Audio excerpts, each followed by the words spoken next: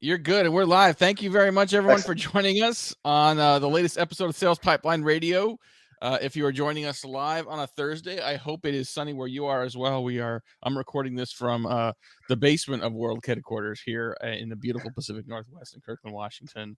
And the sun's out. It's not quite spring weather here in Seattle yet. It rained this morning, but we're getting there. So if you're listening to us live, if you're watching live on LinkedIn, we are here every week, Thursday at 11:30 Pacific, 2:30 Eastern. Thank you very much for joining us. If you are listening to this or watching this on demand, thanks for checking it out.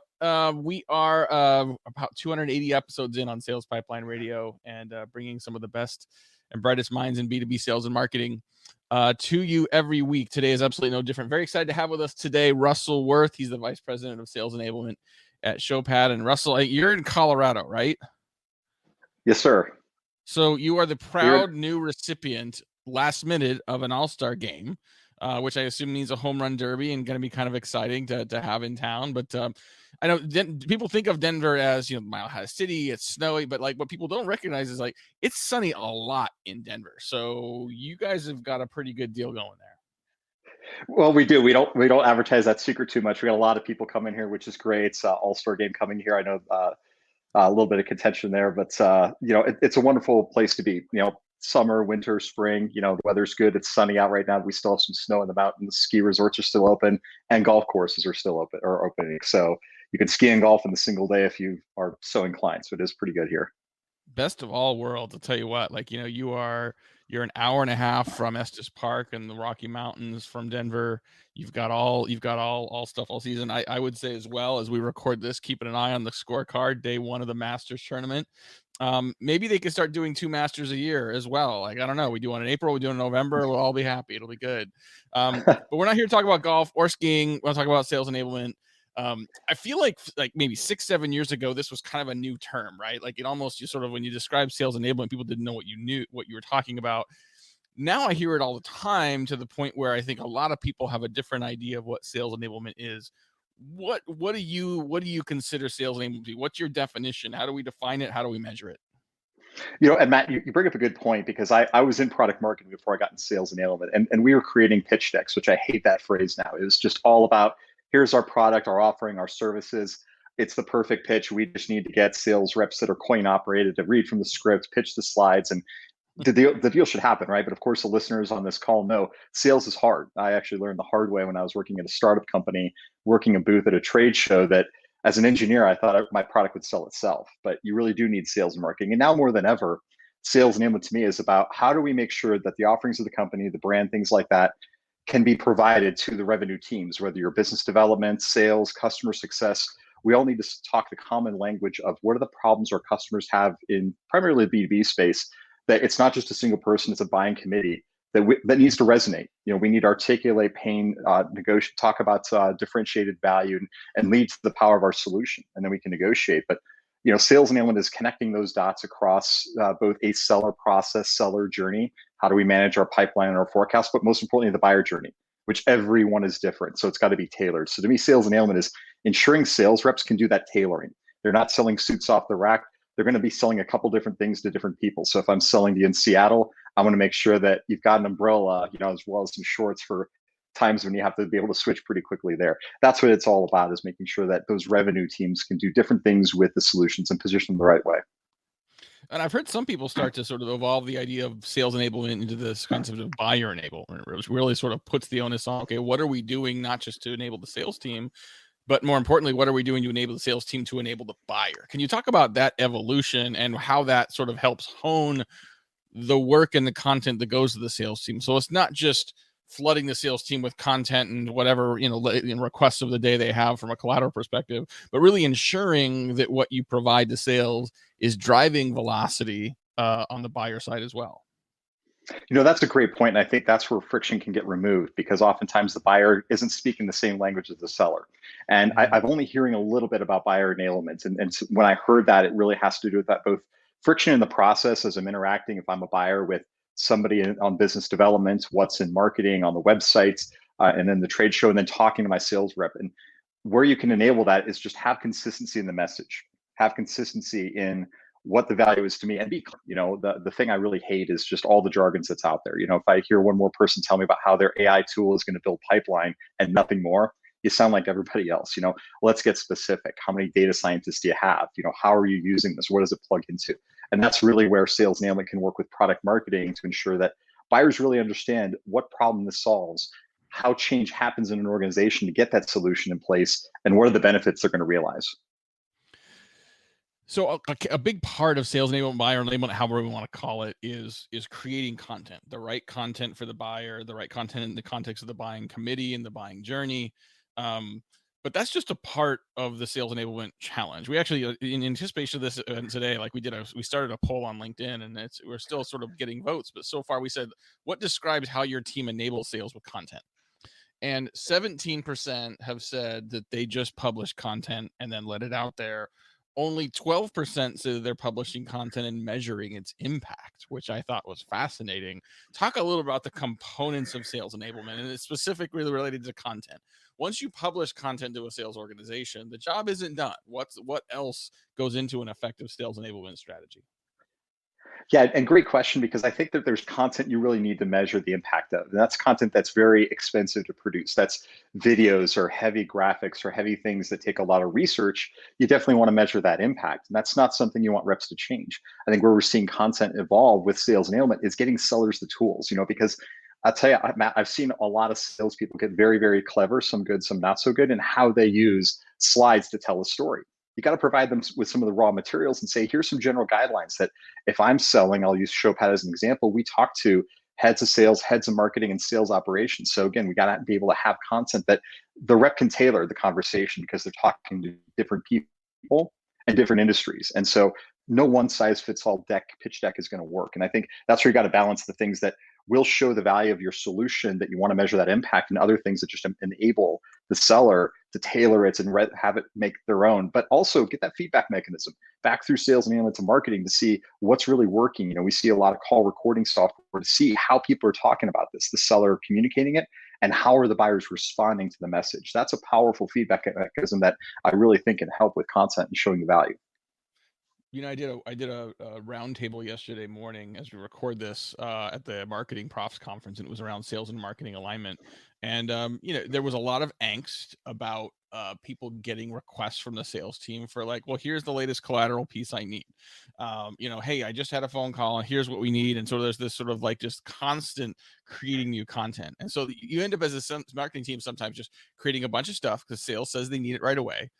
And yet I've also seen stats that say up to 90% of the content sales marketing creates for sales goes unused. And so how do you break that cycle? Like, how do you start to create better prioritization around what content is most important and going to be best leveraged with the finite resources marketing has, with still the objective of driving scalable, repeatable impact of that content in the buying process as well? I think it has to do with managing the library. I've seen that stat as well. And I've worked at companies that have just gigabytes of content. And a lot of it can and should be used, but it's buried. Think of it, if you walked into a library, Matt, and you had no Dewey Decimal System, or hopefully we've got internet search now to find what you're looking for.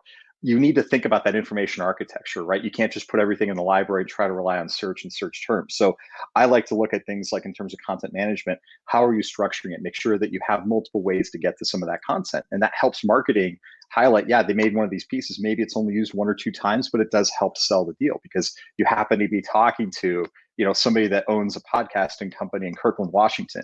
It resonates with them. That's the one unique use case. So there it's valuable, which is great. But you got to make sure it's accessible. And the only way it's accessible is make sure that you've got some of these guided experiences that can help tailor the conversation to the customer and surface some of these things that are impactful and helpful, and really help the seller, because oftentimes sellers, they know what they're looking for specifically, they just can't find it. Sometimes they just need to browse and say, here's some criteria, or they need to discover and say, here's my situation, what's recommended to me, what kinds of things should I share, or should I try to show to my customer to better understand the problem, our solution, and the value. That's really what the content really should do, is one of those three things. Talking on Sales Pipeline Radio today with Russell Worth. He's the VP of Sales Enablement at Showpad. And, a few things have changed in terms of how we enable the sales organization and the buyers we work with. One is that you've got more and more millennials that are now part of the buying process and part of the decision-making process. How has sales enablement changed with a new group of people coming in with a different set of consumption habits and a different set of requirements or expectations of what they're going to get from sellers? First and foremost, the relationship still matters, but it's not a relationship formed, playing golf or skiing or getting a dinner. It's a relationship formed on building trust and having insights. And the thing I've noticed is that those younger buyers, they're hungry. They want to learn. They want to learn more about their challenges, what other peers are doing. That's why you see the emergence of peer groups. So the more a seller can articulate and resonate there, the better. But then just engage differently because again, I watch my son, he's 17, in a few years he'll be in the market, potentially in sales, but how they consume content is different. Email attachments are going to go the way of the fax machine. So we got to think about better ways to engage our buyers and say, look, here's not just I'm going to attach the deck in the video, but instead think about ways that we can share the content and have dialogue around it. That's really what millennials want to do. They're active and engaging in those text-based conversations in a lot of mobile apps. In fact, a lot of them just would rather share one or two lines back and forth like text messaging rather than pick up the phone and have a 30-minute conversation. So the more that you can engage them a little bit, think of like a drip campaign. You're constantly feeding them some information, but in a more interactive way, rather than just throwing everything as an email attachment and hoping you get a 30-minute call to walk through it.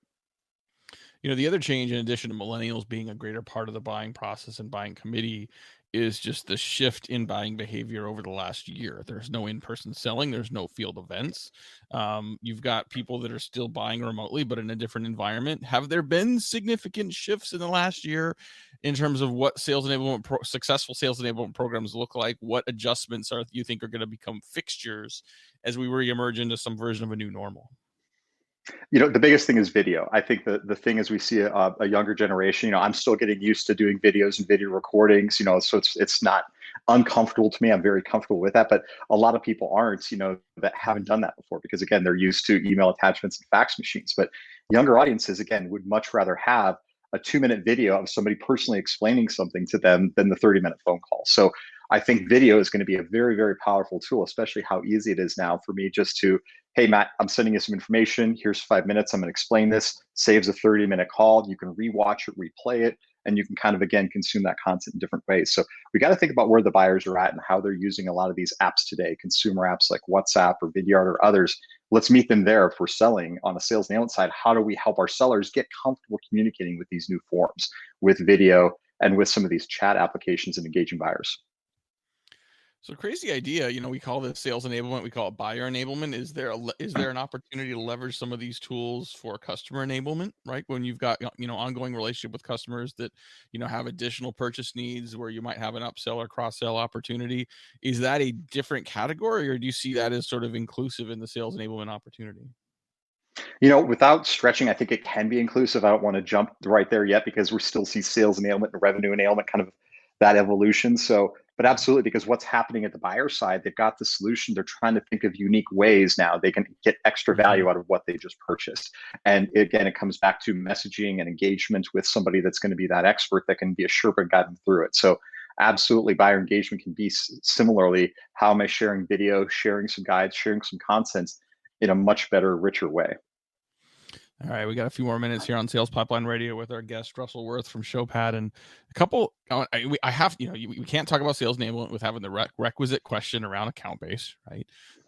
So I think is there a difference in how you think about sales enablement in a lead based versus an account based method?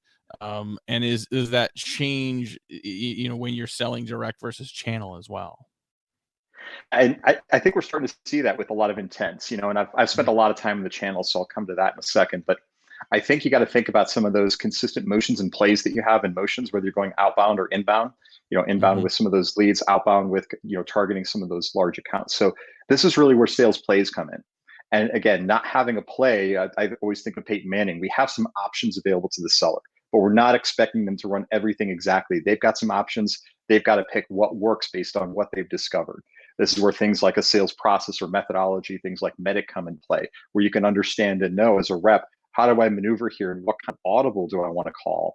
Basically being situationally fluent and know where do I want to guide the conversation. So that's something I'm trying to do more and more of as we look at our BDR teams and things that handle most inbound sales teams that are trying to build pipeline. They're definitely going outbound, more account-based targeting. And then how do we activate that channel? That's the last piece. I think channel enablement is pretty broken because we just take for granted the channels out there with the relationships, and let's just pump things out there and hope that they go online and take a certification on our product. They know all the nerd knobs, they know how the product works, but they don't really know, how do I sell it? Who am I selling this to? How do I articulate that value? That's really the most important part, because a channel reseller is going to have a lot of things in their portfolio. So you really got to make it succinct. It's easy to build an hour-long enablement training program for your sellers. It's really hard to take that hour and distill it down into 10 minutes that a channel rep might care about. What's the most impactful things, because they got a lot of stuff they need to be enabled on. Yeah, no, I think, certainly I think the tools and the management and the measurement, excuse me, opportunities within those tools allow us to see, to bridge that gap a little bit when you're selling through the channel, when oftentimes you sort of, in the past, you're sort of throwing materials and messages out and you hope they use them, you hope they work, you hope they're using it consistently. And so being able to have a little more visibility into that, I think, is important. I did want to come back to the account-based question, because I feel like in an account-based world, I'm seeing more and more marketing organizations decrease their efforts around demand gen and increase the amount of effort they're putting around sales enablement, knowing that there's a finite number of customers. You don't have to go get them to find you on Google or sort of send them an email to sort of get them to fill out a form again. So throughout the entire funnel, we're seeing this sort of this opportunity to partner with sales to manage the relationship. So in top of funnel phases where we would have previously said, well, let's generate a lead, we know who those companies are. We know who the people are at those organizations. Sales is engaged with them earlier in the buying process as well. So instead of being demand gen at that stage, it feels like that's a sales enablement opportunity. Talk about sort of how the sales enablement impact in an account-based context, especially, is sort of creeping up to include a lot more of the funnel. Yeah, I think that comes back to what we talked about with intent. And marketing can be great in terms of casting that broad net and making sure that we get some awareness. What we want to do is see, when we target an account, we're never just targeting a single persona. We definitely want to sell higher and make sure we've got some familiarity. But the best way to do that is get a champion or two in that account. And so marketing does have a lot of great things they can do on a broader demand gen base, focus a little bit more account based on some of those champions specific into the account, and then have that concerted effort with either business development or sales rep prospecting in there, reinforcing the messaging and just saying, look, Matt, I know you visited our website and downloaded this paper. Here's something else. Instead of asking to see a demo right away, let's make sure that we're supporting you in some other things you may not be aware of because you don't have time to do everything on our website. So that's where demand gen, knowing the content that's out there, nurture campaigns and sequences, can better activate with sales enablement, the training and playbooks, BDRs and sales reps, so they can hand hold people through that. Be a little bit of a concierge service serving this information up. Yeah, there's a higher cost to it, but that personalization is going to get a much better response than just being on that. We've all been on it, where you get the automatic email nurture campaigns and it's not really sending you anything useful or helpful. So that's where a person behind the scenes can tailor it a bit more to get more resonance and hopefully get interest and get in the pipeline. A few years ago, we seemed to be really enamored with this idea of social selling. Everybody was talking about social selling. I don't hear that phrase as much anymore. And I wonder if it's because it has evolved and gotten to a point of ubiquity that it's now just a part of selling. It's now just it's just a core part of selling.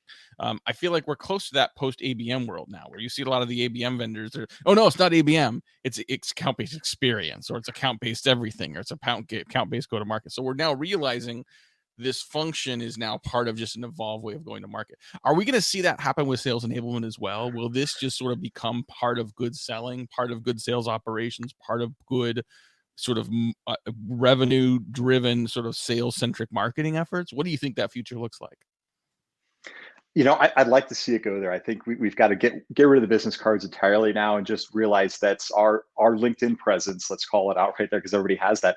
That it's not social selling. It's just having a social presence and having a community presence. So use that as a tool. How am I going to represent myself? Because now it's not just what I can fit on that business card for my email and my contact and my logo, but put something out there that's going to compel somebody to get engaged with you. Yeah, you've got that outreach. The first thing somebody's probably going to do when they get that email or get that LinkedIn request is check out your profile. And if it talks all about you and what you do as a rep and all your presence clubs, that's not going to resonate. So the more that you can represent how you solve customer problems, get customer testimonials on your LinkedIn page, that's a way to build credibility. Is it social selling? I don't necessarily think so, because you're not really transacting on the social site. It's just your social presence. It's a way to make sure that you get it out there and in the communities as well. So you can be in Slack groups and discussion forums or other teams. Again, validate your presence and what you do to build that trust and credibility. We're really bad at naming things in B2B. You know, social selling isn't about selling. Marketing automation isn't automated. About account-based marketing isn't just for marketing. I think the closest we may have come is sales enablement, right? And I think I like the evolved way of saying buyer enablement, but I think we're at least on the right track there. Russell Worth, VP of Sales Enablement for Showpad. Thanks very much for joining us on Sales Pipeline Radio. Where can people learn more from you? Where can people learn more about Showpad and sales enablement if they're interested? Well, obviously, showpad.com have a lot of great resources there. You can find me on LinkedIn. Love to engage with other practitioners that are out there. There's a lot of sales enablement communities. I try to be involved in a few of them just to help other people, again, be successful, because this is a growing space. We're still developing a lot of processes, methodologies, tools, and frameworks. There's no easy answer for any of this stuff. There's a lot of fun, hard work to do, and a lot of great peers that are trying to get there. So really appreciate being part of a lot of these communities and being on Sales Pipeline Radio to talk about a lot of things in sales enablement, buyer enablement, revenue enablement. Awesome. Well, thanks very much for joining us. Thanks everyone for watching and listening. We'll be here again next week and every week at 11:30 Pacific, 2:30 Eastern, LinkedIn Live, as well as another episode of Sales Pipeline Radio. We'll see you next week.